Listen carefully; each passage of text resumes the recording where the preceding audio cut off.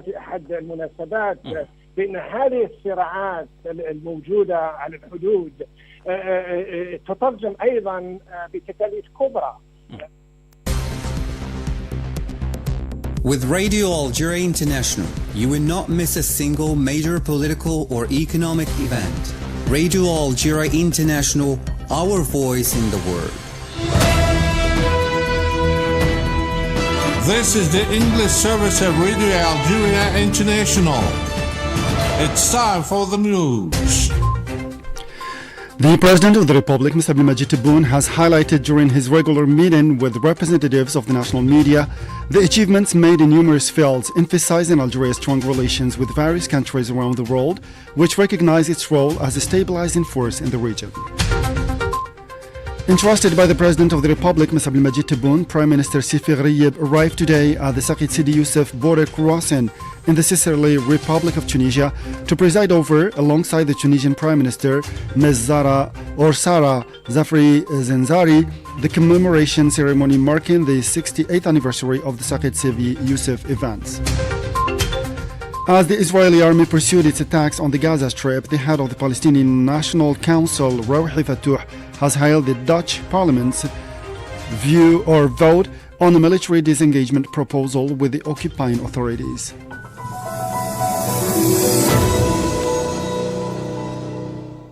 Those were the headlines, and now the news in detail from Radio Algeria International. First, in our news, the President of the Republic, Mr. Abdelmadjid Tebboune, has highlighted the achievements made in numerous fields, emphasizing Algeria's strong relations with various countries around the world, which recognize its role as a stabilizing force in the region.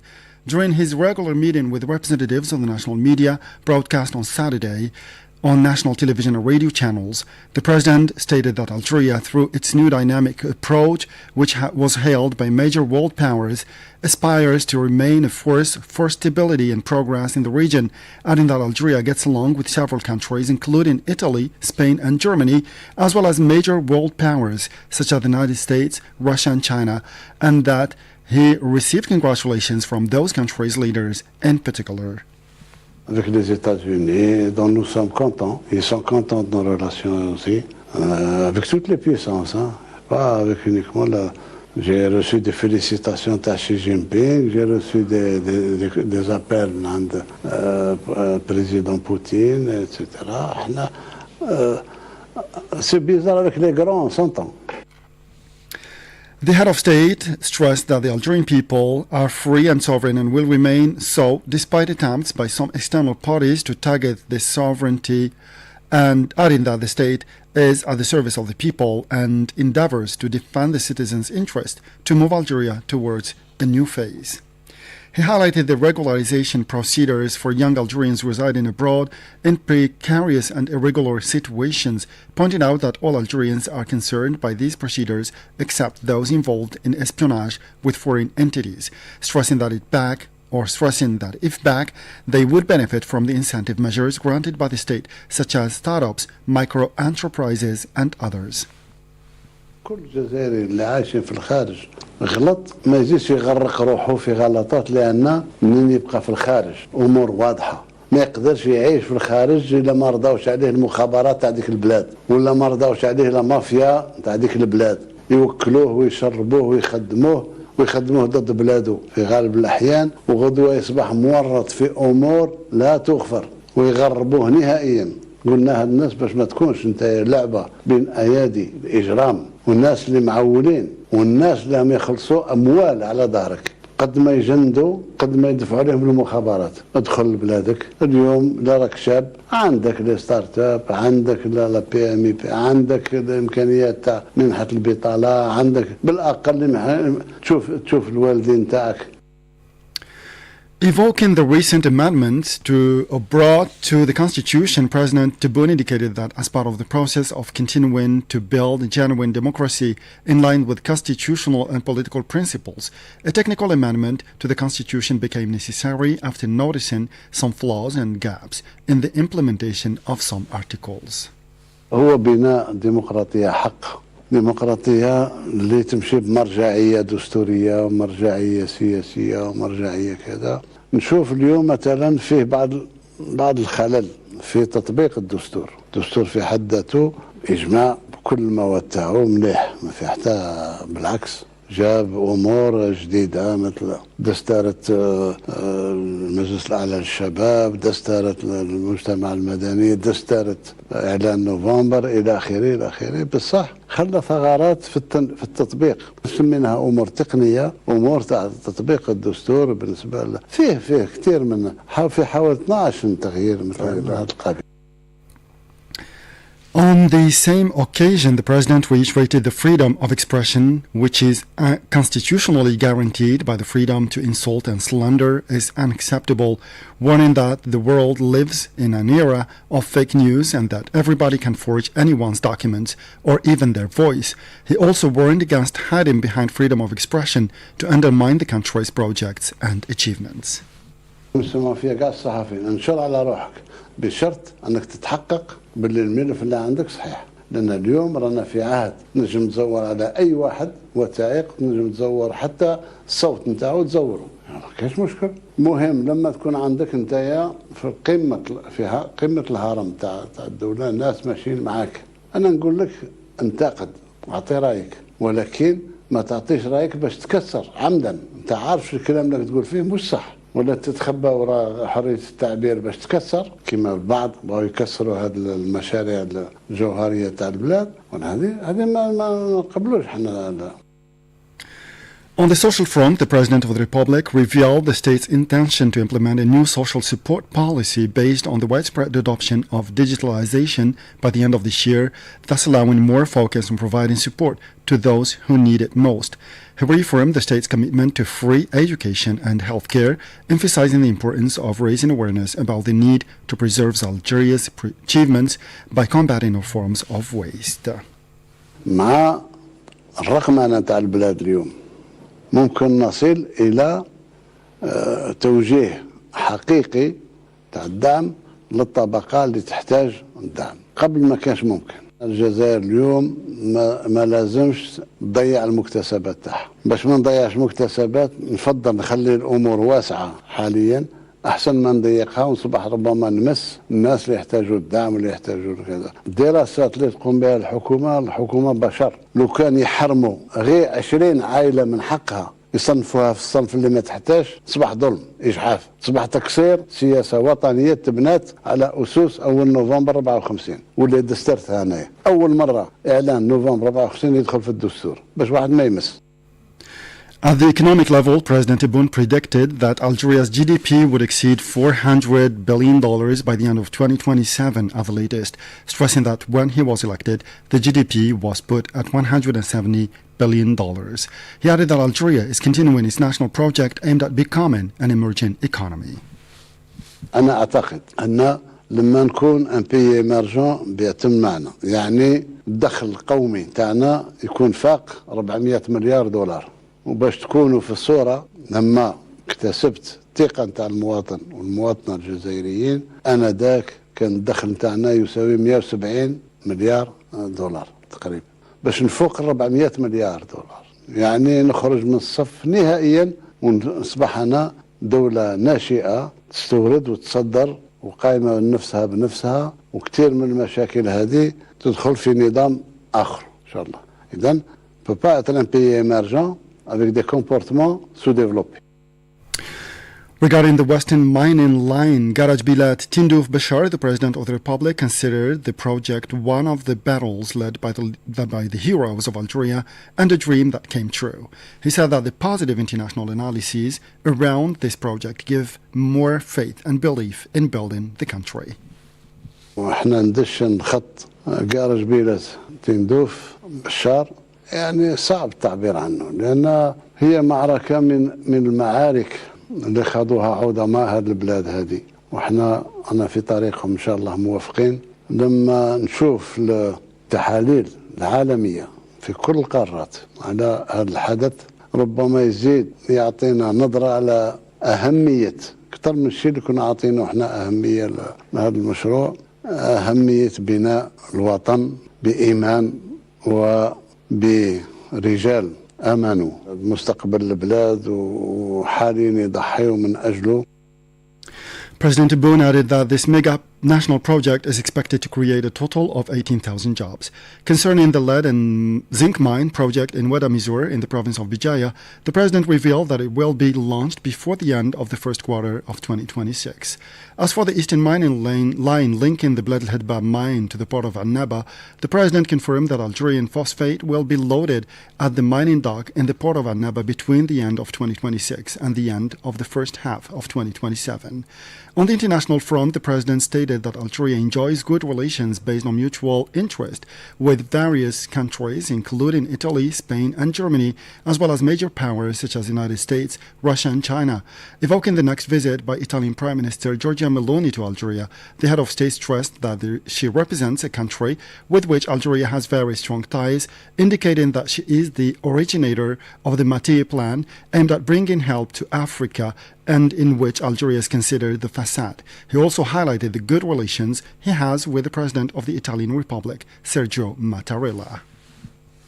Giorgia Meloni, elle représente un pays avec lequel maintenant on a des liaisons très fortes.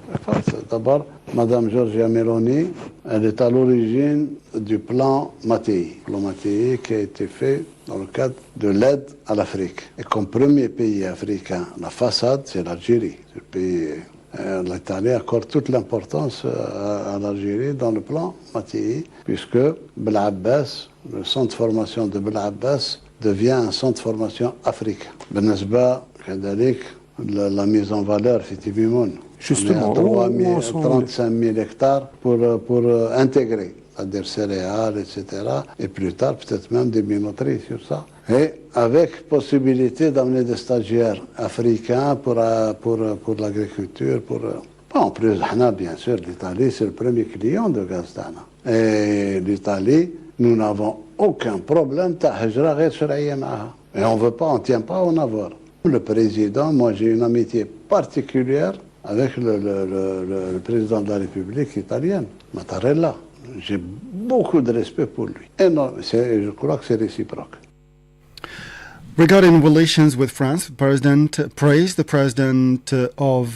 visit by the president of the France-Algeria Association, Ms. Ségolène Royal, who recently visited Algeria, saying she was welcome. Regarding Algeria's relation with sisterly Egypt, the president stated that they are historic and that Algeria rejects any aggression against it. He also praised the relations existing between Algeria and Qatar, Kuwait, and Saudi Arabia, describing them as historic and more than fraternal. الشيء اللي مثل المملكة السعودية مثلنا أي حدث رانا نحداه مستكثرين خيرهم. السعودية عندها تاريخ معنا. أنا الكويت عندي علاقة طيبة جدا مع آل جابر وآل مشعل مع الأمير حتى من كان ولي العهد ولحد الآن نشكره ونزيد نشكره. أعطاني كلمة لما زرته قال لي نكونوا احنا الدولة الأولى اللي تجي القمة العربية واحنا الدولة الأخيرة اللي تغادر. وكان صح معك الناس تاع كلمة تاع كلام. تاع قطر نفس الشيء. قطر نشوف وين وصلنا مع بعض مشاريع وعائلة طيبة جدا. أنا شخصيا نعز أبوهم شيخ حامد والشيخ تميم نفس الشيء وولي العهد نفس الشيء. ما عندناش مع مصر مصيرنا مع مصر يعني رانا مصر بيننا وبينهم 60-70 سنة تاريخ تكامل وتخالط. السيسي أنا بالنسبة لي أخ رئيس عبد الفتاح السيسي والمصريين كل بصفة عامة مصر. With respect to Mali, the president said that our history is shared, warning against those who come to the country to arm and seize resources. He also described Algeria's relations with Burkina Faso as good, affirming Algeria's readiness to move these relations forward.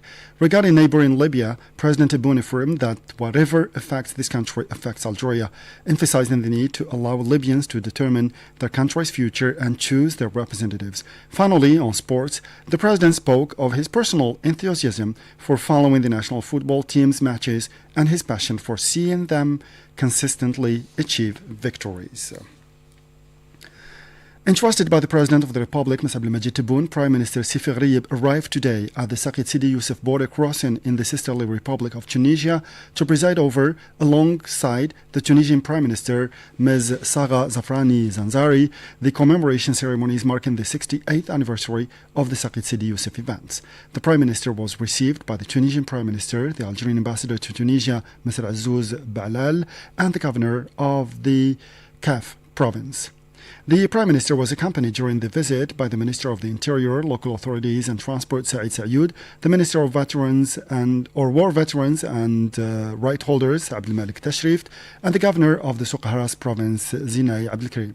Later on, Mr. Sefi Gharieb held a bilateral meeting at the Saqqid Sidi Youssef Municipality headquarters with Ms. Sara Zafrani Zanzari. During this meeting, both sides praised the deep historical fraternal relations that unite the two countries and their brotherly peoples, and their shared struggle for independence, of which the events of Saqqid Sidi Youssef, where the blood of the Algerian and Tunisian peoples mingled, were one of the immortal milestones that remain firmly enshrined in the souls of successive generations. The meeting also emphasized the importance of continuing joint efforts to strengthen bilateral cooperation in all fields of endeavor and elevate it to the level of the strategic partnership in accordance with the instructions of the two countries' leaders, the President of the Republic, Mr. Abdelmajid Tebboune, and his brother, the President of the Republic of Tunisia, Mr. Qais Said. It's worth noting that the Saqqid Sidi Youssef events reflect the unwavering commitment of the leadership of both countries to strengthening the bonds of brotherhood and solidarity between the Algerian and Tunisian peoples and implementing their instructions aimed at preserving their shared memory. The State Minister in charge of the Foreign Affairs, the National Community Abroad and the African Affairs, Ahmed Attaf, has had a working session in Madrid with his Spanish counterpart, José Manuel Álvarez Bueno. The two sides examined the bilateral relations and ways of giving a fresh impulse to the partnership existing between the two countries in such fields as energy, trade, investment, transport, as well as judicial and consular cooperation. During the meeting, the two ministers stressed that the preparations for the 8th session of the Algerian-Spanish high-level meeting would be discussed during the forthcoming visit by the Spanish foreign minister to Algeria. They also exchanged views on several regional and international questions of common interest, notably the situation prevailing in the Sahel-Sahara region, as well as the challenges facing the Euro-Mediterranean space. To the Middle East now, as the Israeli army pursued its attack on the Gaza Strip, the head of the Palestinian National Council, Rouhi Fatouh, has hailed the Dutch parliament's vote on a military disengagement proposal with the occupying authorities. In a statement carried by the news agency Wafa, he stressed that such a position translated a qualitative turning point in the legal and political awareness and the respect of the rules of the international humanitarian law, as well as the responsibility principles and impunity. The Palestinian officials stressed that the strengthening of the international conviction concerning the Israeli occupying authorities' involvement in serious violations and war crimes, notably in the light of the continued aggression on Gaza, constituted a legitimate reason to reconsider all forms of military cooperation. Such an initiative, he went on to say, is sending a clear message confirming that the international relations cannot be built beyond the human values, and that the protection of civilians and the respect of international law must be determinant. In this connection, the Palestinian official urged all parliaments and governments to adopt similar positions in conformity with their legal and moral commitments and contribute to putting an end to the continued violations carried out against the Palestinian people. This came as at least 3 Palestinians were today killed in Israeli bombardments targeting the northern locality of Beit Lahia and Rafah in the southern part of the Gaza Strip. Over 200 people have been killed or wounded since the ceasefire came into effect last October. And in Africa, the UN Secretary General Antonio Guterres has firmly condemned the upsurge of violence across South Sudan and warned that the civilian population and humanitarian workers are paying a devastating cost.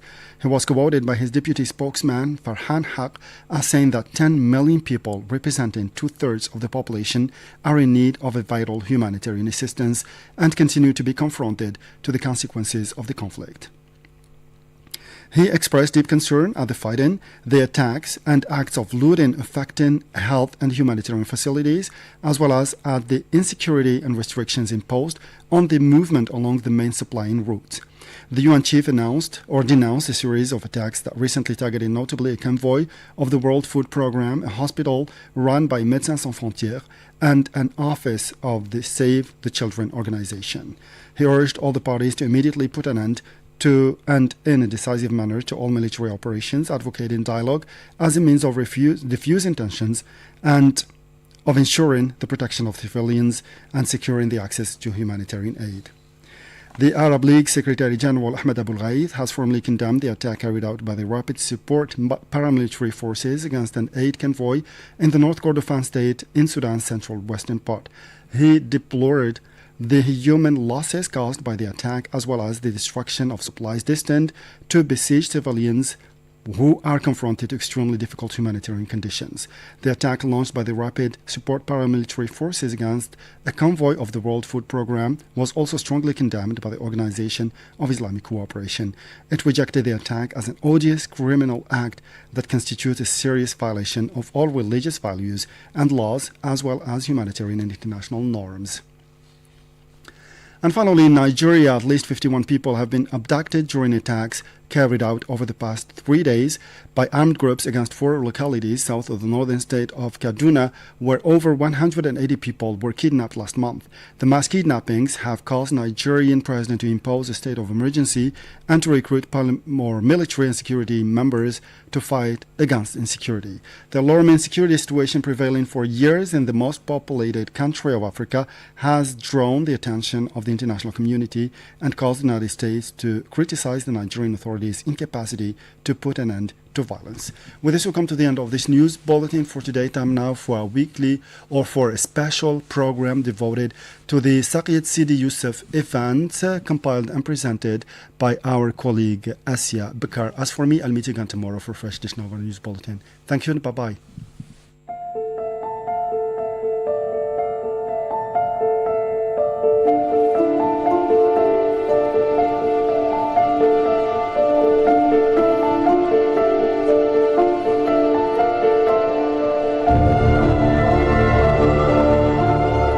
February 1958, Tunisia hadn't yet celebrated its second independence and hadn't enjoyed its Liberty Day when Tunisians cuddled their Algerian brothers who longed for their freedom and independence from the then French colonizers, mainly when the Algerian liberation movement was at its peak. Tunisia wasn't only a refuge for the Algerian civilians, but also for freedom fighters. It was a safe base for them. It's a place from where they started several fighting operations directed towards the colonizers.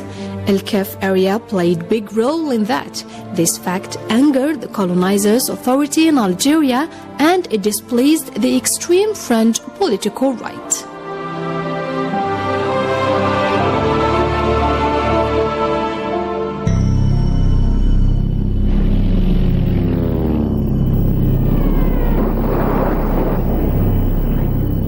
Saturday, February 8th was a market or souk day in Sayyid Sidi Yusuf village. The French colonizers knew this very well when they chose that day to bomb the quiet village. A large number of Algerian refugees happened to come to the village to receive donations from the Tunisian Red Crescent and from the International Red Cross. All these armless civilians were surprised greatly when around 11 o'clock a large number of bombers started their horrible air raid.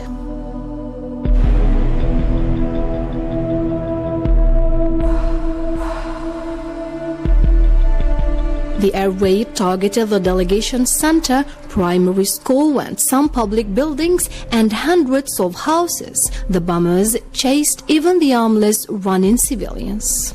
The air raid lasted about 1 hour, leaving the village in derelict state. 68 people died, among whom 12 children, most of them were from the school, 9 women and a custom officer. The number of wounded was 87. The material losses were varied: 5 civilian cars, among which were Tunisian Red Crescent and International Red Cross ones. Some public buildings like the Delegation, National Guard Center, Customary House, Post Office, Primary School, Forestry Administration and Mining Administration were destroyed. In addition to that, 43 shops and 97 houses.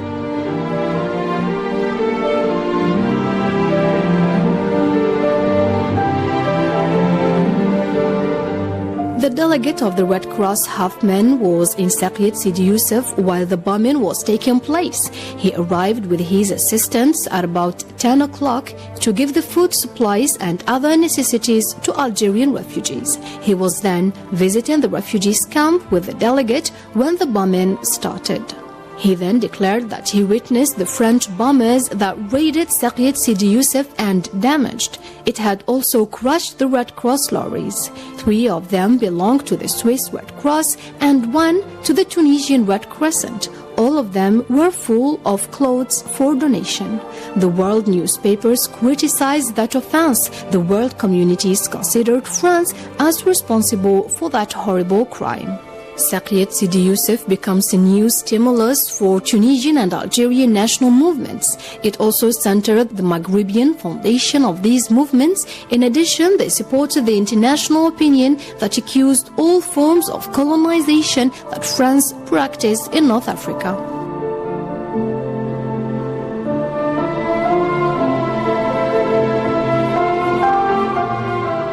It was the beginning of the end. The world started to influence France internally and externally and force it to solve what remained in North Africa.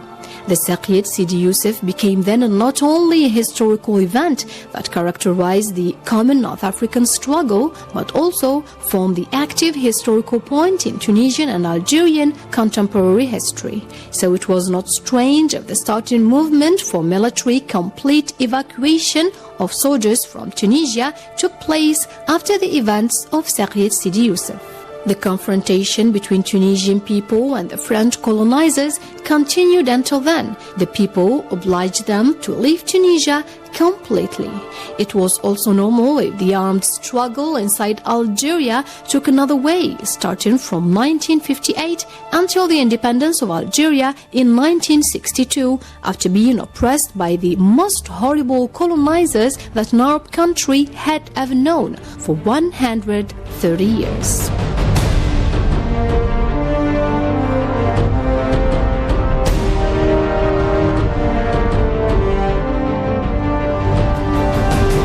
Because both countries believed that Saqiet Sidi Youssef event symbolized certain brotherhood feeling for them in present as well as in the future, the leaders of these countries have insisted on reviving the historical event of Saqiet Sidi Youssef annually by holding a festival of meeting on its land to remember the past and visualize the future.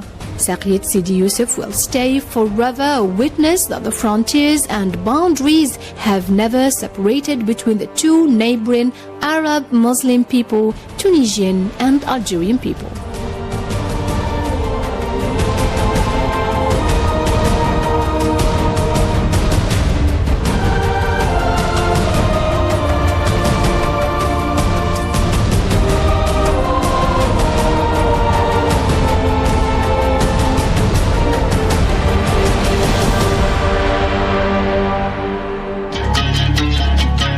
تشاهدون برامج إذاعة الجزائر الدولية بالصوت والصورة عبر تقنية لايف ستريم على صفحات التواصل الاجتماعي فيسبوك، تويتر وقناة اليوتيوب لإذاعة الجزائر الدولية. لمزيد من الأخبار تابعوا radioalgerie.dz/Radio Algérie International.